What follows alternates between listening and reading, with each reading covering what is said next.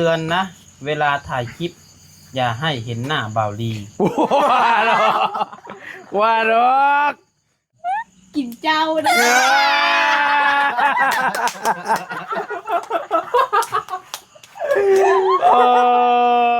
มีเงินเห็ดทานเลยเด้อ โอ้ยดีใจน้ำน้องเพิ่นนะพี่น้องชาวาเป็นได้ดีน้ำกะถือว่าห้านล้างนี่กะสอนกันคล้ายแหละพี่น้องเลยนั่นก็ไม่ถ้าเพิ่นคล้ายไปเดียวมีเงินทุนกับทานไม่เพิ่นกับน้องบูเขามาซอยคล้ายน้ำ ใหญ่โลเนาะโป้ ใกล้แล้ว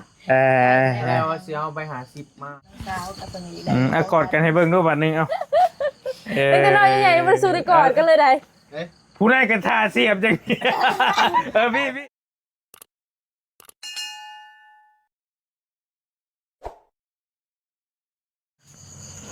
ขอเตือนนะเวลาถ่ายคลิปอย่าให้เห็นหน้าบ่าวลี ว่าดอก ฟังฟังยังบ่สุดยังบ่สุด ฮะ ยังบ่สุด เอาเช้าเอาเนาะ เพราะว่าบ่าวลีเป็นนักโทษนะ โอ้ย เบิดเลยพอ ใครอยู่หนึ่งว่าบ่มักนะ เป็นนักโทษของ AI อยู่ถ้าคลิปใครเห็นหน้าคนที่ AI จ้องอยู่ก็จะถูก AI เล่นไปด้วยกัน นี่ ว่าง่าย เล่นไปด้วย เห็นช่องบาวบี้ถ่ายเห็นแต่หน้าบาวลี บี้ มันเลยปิดการมองเห็นแล้วนะตอนนี้ ส่งหาเข้ามาตอบไปได้ปืนนี่บอก บ่เป็นหยังบ่เป็นหยัง เรียนที่มันเป็นมากดีเลยพี่น้องเนาะ มันเป็นมาเตือนฐานะ ว่าเขาประกาศถ่ายแล้วแหละ ได้ เป็นหยังก็ จะดีแล้วถึงได้ถ้าอยู่หลังกล้องเอาสะนี่ ได้ลองเห็นเตียงอันนี้ โอ้คืนนี้เอาจริงๆเอาไอ้เตรียมบักคักนี่ หักโทษไปเลยได้สายเตียงไอ้โมหลายคนอยู่ขนวนนี่นะ อ้าว เบาแก้วเบาอย่างน้ำมันนะเบาจิต บ่แก้วก็แม่นเด้เนาะ แม่นเบาแก้วกันแม่น กล้าถ่ายบ่มีเวียกไปหาเราอยู่บ่แก้วอะ มีแนวบ่ มีแนวอยู่ อ่าก ล้าถ่ายเลยสัตว์ทอด เอ้แล้วบันให้เราปิดหนะ เราใส่แมสเนาะ ใส่แมสเห็นเราใส่แว่นอยู่เห็นเราใส่แว่นอยู่ก ใส่ ลัว กระดอกก็ได้ เอาใส่เด็กใส่กระดอกเอาแต่เสียงเลย ว่าใส่แว่นก็ได้หรือผ้าปิดปากก็ได้ เซเว่นซาจิดูดีเนี่ย ผ้า ดีว่า ผ้าปิดปากกับ พาปิดปากก็ได้เนาะ ได้อยู่ได้อยู่ได้อยู่ ไป ได้อยู่ เยี่ยมย่ามตามข่าวกันอยู่เป็นอะไรติดช่อง ให้บี้ใช้มึงดูบี้ใช้มึงดู ใส่มันก็เป็นมาเฟียแล้ว จับดีพร้อมนี่ว้า เอาวันนี้ใส่หู โชว์สาวดูเงินโชว์สาวดู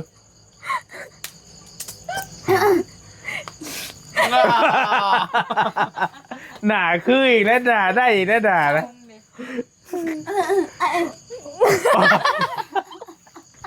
สิเราเคยเห็นเรื่อยอย่างนี้นะ โอ้ยพี่ โอ้แต่ก่อนพี่ไปซื้อหมูกับประมาณนี้แล้วไปซื้อหมูซื้อยางเพราะว่าดอกอันนี้ เอาเคยจับไปเถื่อ แต่ผมเห็นเงินเฮาเนาะ เงินเฮา ก็มาเห็นนะ ได้จับไปเนี่ย พอได้แต่ดมพอได้แต่ดมกินมัน เอาเคยจับไปเถื่อ เคยแต่โอน เคยแต่โอนเงินนั่นซื้อรถไฟน้องกิงอ่ะเด้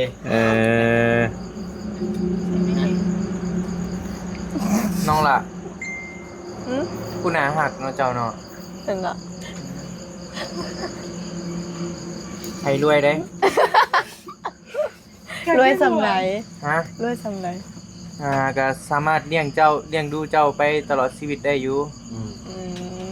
สนใจมาเป็นเมียไอ้บ่ โอ้ไม่ยากเลยเหรอ แฟนพอทน แต่งงานแต่งอย่างกับใครอยู่ตัวก็บอกเมียเลยเหรอ เสียเด้มีเงินหลายเนาะ ปอก ใช้เลยต้องซื้อยิงเลยนะ ยิงเลย เบาๆนะเบาๆนะช่องไงช่อง ใครอยากได้ผู้นี้ จึกเสร็จแล้ว ไปเต้ย โดยอาย เอาใหม่ด้วยฮะ เราเป็นไง โอ้ย มันต้องย่างได้ย่างมันคืออยู่หนังนี่มันเบรกบ้านใด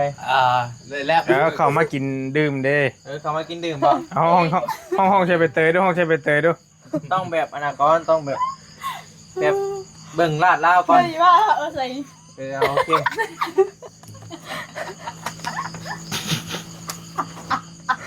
พอ เหนื่อยเลย เอาเลยเอาเลยว่ะ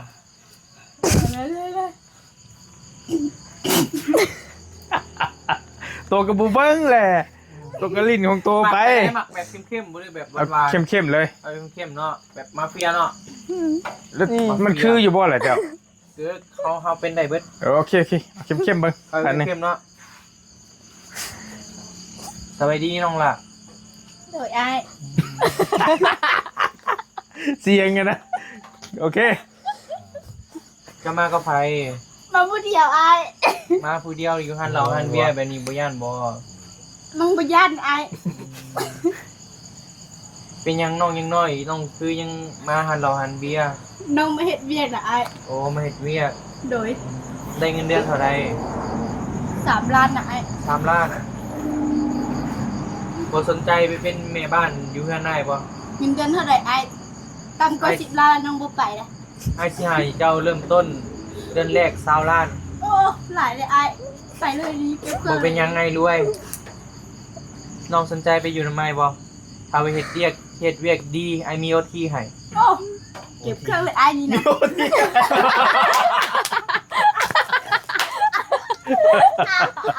เสียผมที่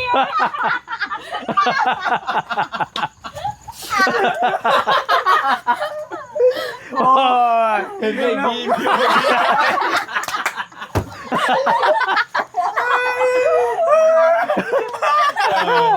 เกือบดีบ่ มีไฟตกค้าง คือเลยเกี่ยวชอบมีโบนัส โบนัสพอทนโอทีพอเลย เนาะโอที่มันต้องเห็นเวียกนักแน่เนาะโอ้ เห็นเวียกดีแล้วยังมาให้เห็นโอทีอีก กลางข้าง สิแรกผมว่าบ่คักปานใดเอาทอมตนดีกว่า แม่น ออกแนวโอ้อวดมันบ่คักปานใด แบบตึงๆไป มันตึงโพด สบาย เอาแบบทอมตนซะ แม่นต้อง เอาน้อมทอมตนซะจัง ไม่ได้เฮาเป็นเจ๊เองมา อ่า นี่เจ็บเต้ย เอาแบบนั้นไหมที่กันสั่ง ไอ้สิเป็นอันยังวะ บักหลาบักหลา แกปากกา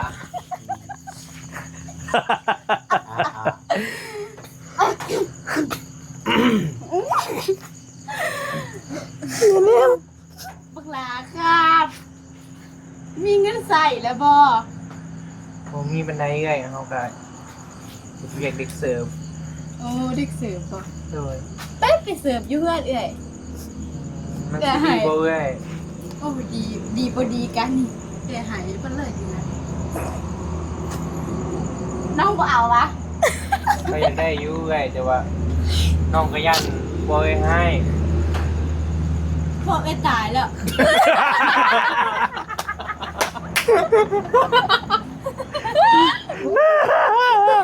โอ้ได้เอาแบบเขาเป็นผู้ใหญ่เลยแบบพอเชียร์แล้วนะ ผัวตัวว่าผัวได้กินอีกตัวว่าผัวได้กินอีกนะ พอตายแล้ว พวกไอ้ตายแล้วนะ อันเอ้ยบ่ตีน้องบ่น้องจนได ตีให้อย่างเอ้ยกันรวยอยู่นะน้องมาอยู่น้ำเอ้ยแล้วน้องสบายเลยอย่างเงี้ย ครอบครัวเอ้ยสิบ่ว่าสิน้องบ่น้องผู้ให้นี่บ่สมกับเอ้ย บอกเอาดอกเอ้ยแล้วแยกออกมาแล้วตอนแยกออกมาอยู่น้ำผัวแล้วผัวตายปะแล้วบ่มีไผแล้วเดี๋ยวเนี่ยอยู่เพิ่นผู้เดียวแล้วน้อง เอ้ยบ่ได้ตัวน้องตี โอ้คนคือเอ้ยสิเป็นตัวผู้ใด พ่อน้องก็เป็นเด็กบ้านนอกมาเฮ็ดเวียกอยู่ในเมือง แต่ว่าน้องก็บ่อยากมีปัญหากับใครนะแต่พ่อแม่เป็นห่วงอยู่บ้าน เฮ้ยบักใดมีปัญหาแล้วบอกเอ้ยนี่นะ น้องไปแล้วน้องต้องไปเฮ็ดหยังนี้ น้องไปต้องได้เห็นอย่างนี้ ต้องได้นอนได้หยังกับเอื้อยบ่ลองถามเบิ่ง อืม น้องเอื้อยใส่น้องไปเฮ็ดเวียกแบบใด เมียนห้องเสือให้เอ้ยก็พอเอ้ยเลี้ยงเสืออยู่งั้นนะ เลี้ยงเสือ เสียงเสืออาชาถามต่อเสือเอ้ยกินหยังวะนี่ เสือเอ้ยกินหยัง แต่ละมื้อ แต่ละมื้อ กินซีน แต่เอ้ยเด้มักกินหยัง กินเจ้านะ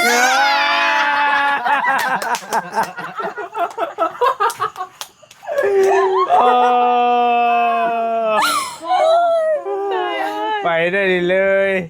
หน่อยเนาะ ยืนเจอคำนี้ยันแทงเลยนิว บ่ได้ลอกนิ้วบ่ได้แล้วอืม พอพอมีหนองสำเร็จอ่ะก็คือ ขึ้นนี่เกิดจับไปจับมา เนาะเห็นว่ามีเงินกันดิต้องพูดดีๆรอ อ้างเขาไรแท้นี่บ่เขาเลยยังเหลือติดตัวเงินพอดีให้ได้น่ะต่อย โอ้ยบ่ได้ใช่ โอ้บริการใส่ได้ดิ โอ้ยเห็นว่า บริการใส่แม่ เขาขอกับไผ่ บ่ เหลือใบเดียวดีแล้ว บ่ยันมันยังพอมีอยู่หน้านี่ ฮะ แต่ฮอดมือนั่นน่ะยันบ่เหลืออยู่ กับพอมีอยู่ ไม่หนึ่ง เล อื ย มอ่า เอาสบายดีเด้อพี่ ยังบ่ได้สบายดีเลยเนาะ ลืมจนลืมหมด สบายดีเด้อ เชิญ หมดที่ดิน อืม จะยากกัน เล็บโย อย่างนั้นแล้วป้าลุงหูหรอบ่เงินทอง จะได้บอกเพิ่น จับไปจับมาอยู่ บอกกันละบ่ เงินยัง ก็คือ อืม เงินก้อนปริศนาและเงินเอามาเก็บหลังคาให้น้องหลาเพิ่นนี่แหละ ราคาห้า ให้พระชัยยับมาพี่ได้บ่ให้โบไปเพิ่นใกล้กันหน่อยนึงโอเคเห็นน้องนั่งใกล้กันนะหน่อยนึงอืมโอเค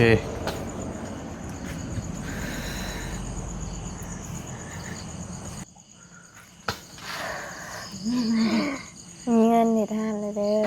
โดยก็ดีใจน้ำน้องเพิ่นหั้นนะพี่น้องเลยถ้าว่าเพิ่นได้ยินดีน้ำก็ถือว่าห้านหลังนี่ก็สอนกันขายแหละพี่น้องเลยนั่นก็ไม่ถ้าเพิ่นก็ขายคนเดียวก็มีเงินทุนกับทานใหม่เพิ่นกับน้องบูเขามาซอยขายน้ำนะ เป็นได้ให้จับในให้ป้าจับในพี่ให้น้องให้น้องให้เอ้ยจับใหญ่โลเนาะโป้ ใกล้แล้ว แล้วเสียเอาไปหา10มา โลก็พอแล้วไปน้ำอ้ายชับ บ่ถือแล้วหมื่นก็เอาไว้มีแต่เจ้าเข้าบัญชีไว้ อันตรายเฮ้ย บ่กล้า มัน ถือ หลาย มีแต่เอามาเซอร์ไพรส์ซิเนาะ เอามาเซอร์ไพรส์ยังให้จับมาเลย 36 ล้าน245,000เนาะ โดย พอดีได้ iPhone เครื่องนึงก็สิว่า iPhone ก็ได้เรือ เหลือบ่ ได้ปะโอ้โหกัน เดี๋ยวนี้มันลง อันโปรได้โปรพอดีเลยโปรนะ ธรรมดายินดีน้ำน้องเพิ่นนั่นแหละน้องสาวกับเพิ่นอยู่ได้ กอดกันให้เบิ่งด้วยบัดนึงเอ้า เป็นแต่น้อยใหญ่ๆมันสู้ได้ก่อนกันเลยได้ ผู้ได้กันทาเสียบจังพี่หยอก ใจน้ำน้องเพิ่นทั้งคนก็ดีใจนำกาคือว่าก็ขอมกขอบใจทางผู้ใหญ่หลายๆเด้อที่ว่าเมตตาและก็ยินดู ผู้ใหญ่ทั้งน้องบี้เนาะ พวกลูกกาขอให้อยู่ดีมีแฮงความเจ็บจะได้ความไข่อย่ามีเด้อปรารถนาสิ่งใดขอให้ได้สิ่งนั้นทรงคงมันปรารถนาอย่าเจ็บอย่าจนลำๆรวยๆเด้อเฮงๆปังๆได้ให้มาเท่าใดก็ให้กลับคืนไป100 เท่าพันเท่าเด้อ โดยเอายินดีน้ำหลาย โดย จุกโครงหลังคา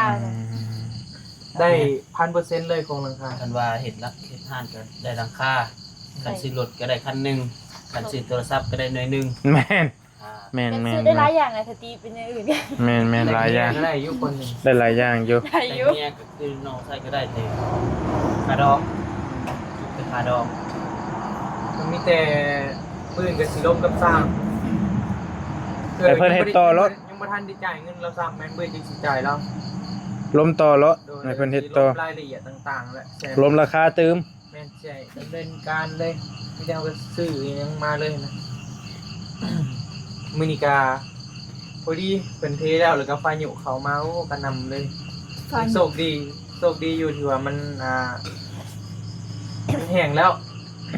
มันแค่ไข่เนี่ยแล้วนะ เป็นเทไปเศร้าเนาะ ส่งบ่ายๆแรงแล้วส่งแรงๆเนาะ 3 มุก มา3 โมง ถามใหม่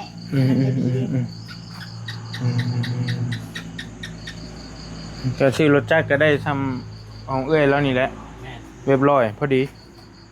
ซื้อ iPhone ก็ได้เครื่องนึงกันซื้อแบบตัวธรรมดา 3,000 ก็ได้ประมาณ10ปลายเครื่อง3,000น่ะเด้ ที่ซ้ำของน้องใบเตยนี่ก็ เหลือ เครื่อง บ่ได้สอง บ่ฮอด2เครื่อง เดียว บ่ฮอด ก็เกือบนะ เกือบป บอ ระ ก มาณ ซื้ นั่ อน แหละ 17เลยไปซื้อ13ไม่ได้อยู่2คน แม่นอยู่อันตัวว่าแบบนั้นจ้ะยอมแล้วเบิดเตย ได้ฮอดเช้าเห็นว่าจะซื้อธรรมดา เพราะเขาบอกเขาหลีละครเสร็จแล้วประกาศเนี่ยนะ อย่างเลยบ่ กันว่าเป็นทรงเจดีเนาะป้าอันตรายอยู่ แต่ย่านอยู่ มาเฟีย แม่ระดับแบบเจคุมแบบเซโนบออย่างเงี้ยป้า คนเถื่อนซิโน แต่ย่านนี่เลยราคาแต่บ่ธรรมดาใช่เบิ่งทรงคนนี่ เบ่งบ่ได้ว่าได้เนาะ แม่บ่ว่าเรื่องเบ่งนี่ นี่ ธรรมดาบ่ นี่ ผู้แซ่บมันผู้บ่าวผู้หยังนี่ก็บ่ธรรมดานะเบิ่งทรงเพิ่นนี่ ไปนะไปมา ไอ้ คนนึกภาพให้ดำคุ้มคิมไปเบิดเลยเดี๋ยวนี้ คนแห่งย่านอยู่เนาะ ยังมืดจับทางหลังของทำน่ะ โอ้ หัน โอ้ตกใจ เตียง เตียงเตือนนอน เตียงเตือนนอน เตือนให้นอนบ่ แม่นเขาตั้งไว้ เอ้า ก็บ่ได้นอนตามตรงเวลาหรอก เขาจะดับไปนอนไป บ่ได้แล้วนอนเด้อคือการโซนิกา22 โมงพุ่นแหละ ขอบตาค่ะต้องการสปอนเซอร์เขาน้ำหนาเขาได้ มาอีกแล้ว ตัวจิมาหมวดใดของตัวบัดนี้มาแบบใดนี่แบบใดบัดนี้ ยังได้เพิ่นมักหน้า ไม่ได้เป็นไรค่ะ เตยได้เท่าไร ยิ่งเท่าไหร่ แต่มันหนาได้จักอัน แต่ตะเกียบแบบ เรียกคอไม่บี้ตัวคนมันง่าย กุ้งใหญ่ ความเราเด้ ดีปะ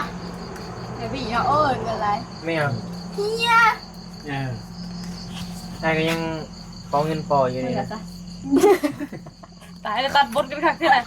คือรายซื้อมันบ่แบ่งเงินได้เด้คือ เฮียบี้ระดับเฮียบี้ คุ้ม รายซื้อ คุมมาละสินูน คุมไปเลยเซนุ อืม คุมได้ยัง เก็บปีบ่ตลาด พุงหลด ดูเนาะ ไปได้เบิดเลยเตย ได้ความเราได้แม่ ไม่แม่ให้ วัดโคตรกินไปใส่เลย ไม่ใส่แหละ โคตรไปใส่ แล้วเขาไว้เลย จังหวะ เอ้า เสียแล้ว อ้าว เบิ่งกว่า แล้วเขาไว้เลยพ่อแต่ไปเตยเอาเห็นไปเตยหยอกน้อยหนึ่งบุราเป็นญาติเลยเขาไว้ทุกเลย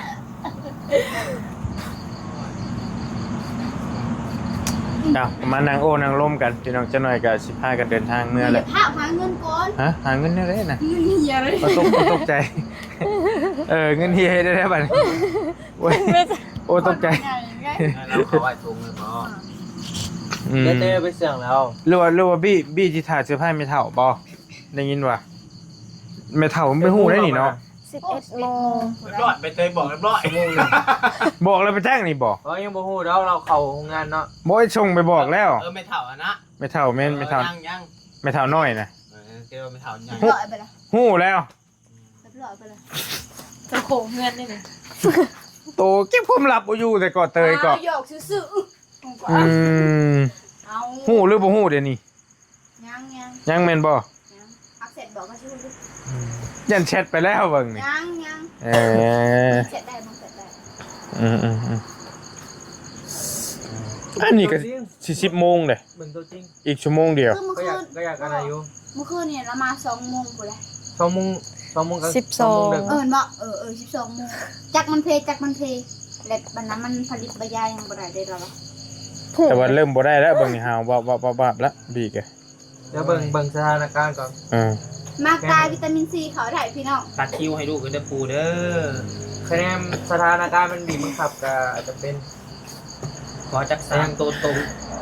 พี่ซื้อจัดวิเนาะ ไปฮอดเลขฮอดเบอร์แล้วตอนนั้นแก ลายกว่านี้คือได้จับ 3ตัวตรงต้องซื้อจักพันบ่ได้ กองละแสนก็ได้แล้ว50 ล้าน แม่นบ่ ดี เด้อ กองเซน บ่เฒ่าเอ้ยมาบอกลูกจะตรงนี่สิสิขายน้ำ บ่อันถามนี่ฮู้อยู่บ่ตะกี้ก่อนบ่ทันเซอร์ไพรส์น่ะฮู้อยู่บ่ว่าเป็นของโบ บ่ฮู้ คิดว่าเป็นของไผ ที่แรกอัน ตอนแรกเขาจะว่าสิขึ้นไปซื้อทรัพย์เนาะได้ยิน โดย เกิดว่าบ่ของเบลกับสองพ่อลูกนี่แหละว่ะซื้อให้กันเองอยู่สั่น โอ้ กับน้องน้อยฮะของอันสองพ่อลูกนี่แหละว่าซั่นคนบ่ได้ฮู้ดีได้เนียนอยู่เนียนรอบนี้เนียนแฮงรอบนี้ ไม่แต่ว่าไปเตยได้หู บ่มีไปฮู้นะคือ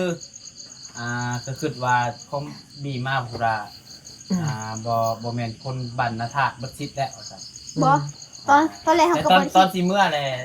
ตอนนี้นั่นเด้เอาพ้องอันสายฟ้าแน่นอนว่าซั่นเจ้าก็หยิกคิ้วใส่บ่แม่นแท้ๆว่ะ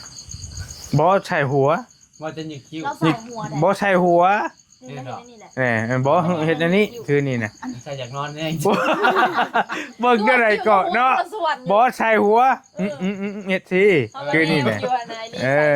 ใช่หัวบ่แม่นสิ ตอน นะ แรกเขาก็เสืออะไร คงว่าธนาคารเบิ่งสิได้พูดว่ะลงเห็นน่ะนะพูดว่ะพระลานพูดว่ะบ่เลยหันว่ามาน้องเว้นเห็นว่ายืนอยู่นี่ว่ากอดแอมกันสักพวกลูกเลยนี่ไปเบ้ออยู่แต่แค่โจ น้องโบทีแรกก็จนเบิดวาง โบก็เบิดวางแล้วโบก็เบิดวางแล้ว เพราะเฮาให้ทางคลิปเสียงเลยเด้รวมกันในกลุ่ม ตั้ง คลิปนั่นนี่แหละ คลิปเสียงโอ้เบิดวางแล้วน้องๆไม่ได้เพราะว่ายังบ่ได้ซื้อโทรศัพท์ตื่นเช้ามาก ทุกอย่างมีเวลาของมัน บี้นั่นบี้สิแคป iPhone ลงพร้อมได้ไปอยากเฮ็ดหยอกป้าเพิ่นไอ้ก็เลยยาจนป้าเจ้าให้ย้อนเพิ่นเสียใจย้อนนะได้หยอกป้าหั่นนะพอฮู้ว่าป้าอยากได้ iPhone เด้ป้าโทรศัพท์ป้าตายเด้อีกแล้ว แต่ยังไม่ได้ตาย แม่ โอ้ยังอยู่เนาะขอโทษยังอยู่เนาะ แต่ว่า ตายก็ ล่าสุดนี่กล้องหน้ากล้องหลังไปหมดแล้ว ไปเลยน็อกเลย กันบ่เสื่อมไฟฟ้าน้ำเฮากระดิ่งบ่ได้ บ่ได้ใส่ซิมนี่ใส่ บ่สิมันเพ มันหักเลย แม่น แต่ว่ากล้องก็มืดคือก ล้องก็มืดกล้องหน้ากล้องหลังมืดปึ๊ดมืดคือหน้าคนเขาเลยเนาะ เกี่ยวยังเกี่ยวมาหาตัวเองอยู่เลย มืดยังก็ มืดคือหน้าคนเขาเลยเนาะ จับอยู่คนแต่ว่ามัน มืดคืออนาคตตัวมันมืด มันมืดไปได้อนาคตตัว มืดแบบแนมบ่เห็น มันมองหาทางออกบ่เห็น เป็นอะไรหานะ อ้าวจำ มันเป็นอะไรกว่ามันแนมโบเห็น อ้าวส่วนอื่นเขาตื่นขึ้นมาเขาสิยังเขาสิตายเขาสิยังมีลมหายใจอยู่กับบ่ฮู้กันบ่ โอ้ตัวไปบอกนี่มันก็คู่คนละก็เตย ใครก็ต้องได้นอนที่กันนอน มันบอก ใจเย็น บ่อย่าเอาซื้อ ทุกอย่าง อย่างมี มี เว เว ลา ลา ของ ประ มัน มาณ ไอโฟนก็ได้คิดว่าสิได้ไอโฟนตะกี้นี่คิดว่าสิได้ไอโฟน17ตะกี้นี่ แต่เจ้าก็ต้องถามว่าคิดว่าสิได้เงินปลดหนี้ก็บ่ เป็นบ่สิได้หัว อาจจะยัง หมู่แล้วว่ารัดกันเฮาก็บ่ถามได้บัดนี้เนาะหมู่เล่นไปนี่เดี๋ยวนี้พอรัดกันแล้ว ความคิดได้คิดไปก่อน ก็ถึกแล้ว โอ้โหไม่ตาสมตะวานใส่ เฮ็ดตะสมตะวันรอให้น้องอยากมาเป็นผู้ชายหลายใจเนาะ ผสมกระวังเฉยเลย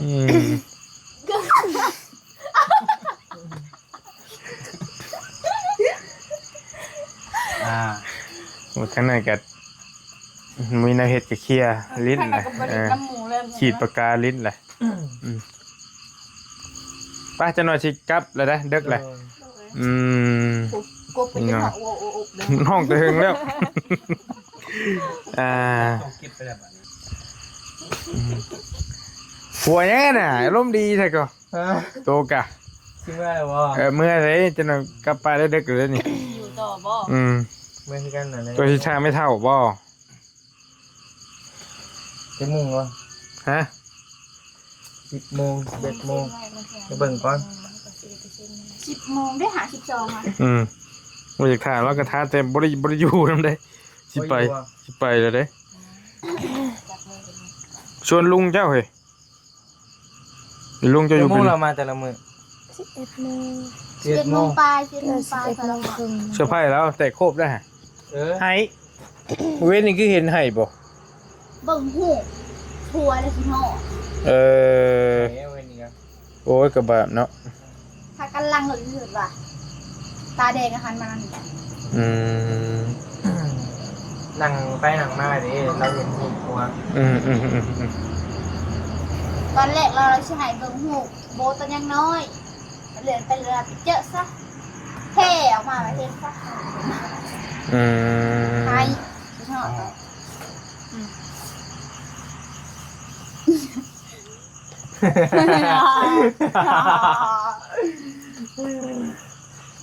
นั่นแล้วก็ดีใจน้ำเด้อน้องเด้อ โดย ที่ได้ห้านใหม่แล้วพี่น้องสิได้มุงหลังคาหั่นแหละ โดย มุงหลังคาแล้วก็จังว่ากันขั้นตอนต่อไปก็ได้บล็อกเขาก็มีแล้วเด้ แม่มีแล้ว ได้ได้มุงหลังคาแล้วก็คันเรือค่าสร้างก็ให้กระเจ้าก่อเลย โดย ก่อเลย เราได้จังหวะกัน ก็ยังเฮิงเติบอยู่ แม่น ยังเฮิงเติบอยู่ดอก ทุกอย่างมีเวลาเป็นของมัน ทุกอย่างมีเวลาเป็นของมันต้องใช้เวลาเนาะ ต้องใช้เวลาหน่อยนึงแต่ว่าก็ถือว่าไวได้น้องเพิ่นนี่ก็ได้แกยังโชคดีว่ะปรับอยู่ แม่นเบิดแล้วก็ยาวๆเพิ่นก็ยาวมาต่อเลย ทีบกับน้องน้อยก็ฮอดเนาะ แม่นเฮ็ดโดนได้ ใช้เวลาก็สิได้เพื่อนหลังหนึงแล้วก็อ่า เฮิง ให้เป็นตะโกนพี่น้องเนาะ แต่คน ขนาดเราย่างก็บ่สิได้รถนะก็ย่างก็ไปก็มาก็สิเป็น เป็นป่วยยอด เป็นขาของเงาะแล้วนะ ฟังเบิ่งบ่ได้ไปหลายมื้อแล้วมาอยู่มื้อนี้ติ เฮาก็บ่ได้เข้า บ่ได้เข้า เอาบ่ได้เข้าซั่นบ่ เล่นโตถามบ่ต้าว่า พอสร้างขึ้นเฮ็ดเวียกอยู่บ่วะบ่พุ่นน่ะก็เลยว่าบ่ได้เข้าที่แรกว่าสิเข้าแหละออกมาแต่กันไฟฟ้าก็ 3-4 โมงมาฮอดฝนตก อีก ฝนตกมาเลยสิ่งออกมาพี่เลย โดย มีแต่น้องต้าและเพิ่นประจำอันนั้นก็ตัวแทน เป็นตัวแทนให้เลยนะอันนั้นก็ น้องตา อ่า มื้อนี้น้องตาน้องยาวน้องตูน อ๋อบ่ตูนก็ไปบ่ เดี๋ยวประธาน โอ้ประธาน เข้าไปมื้อนี้ เอาเมฆเอานิ้ว โอเคแล้วนั่นแหละเมื่อพระแล้วบัดนี้เด้อ โดย อยู่ดีมีเฮงพักผ่อนแล้วบ่ได้เมื่อพร้อมกันบ่ เมื่อ โอเคอยู่ดีมีเฮงสวัสดีบ๊ายบาย สบายดีเด้อ